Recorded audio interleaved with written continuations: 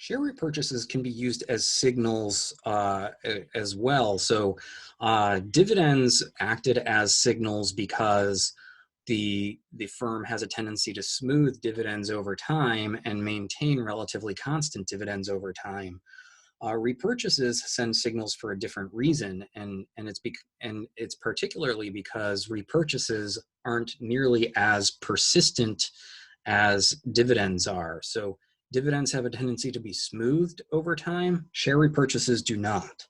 So managers are much less committed to share repurchases than they are to dividend payments. So essentially, there is no smoothing from period to period. Where the signal comes in is that the cost of a repurchase depends on the market price of the stock. So, firms can send a signal about the value of the stock by undertaking share repurchases.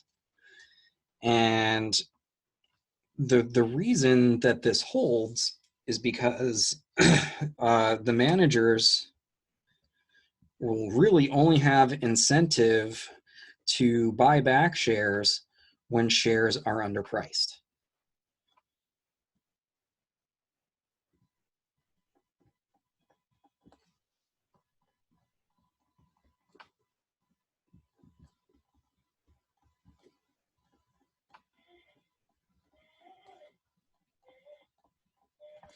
There's no reason for the manager, again, there's an asymmetric information problem here. The manager has more information about the true value of shares than investors do.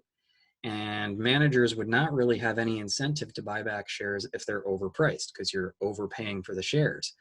But if the shares are underpriced, meaning that they're selling at a price that's below their true value, managers can send a signal to the market that shares are undervalued because they're saying, I'm buying back the shares and there's no way that I would buy back the shares if they're overpriced. So at worst, they're fairly priced, but more likely they're underpriced.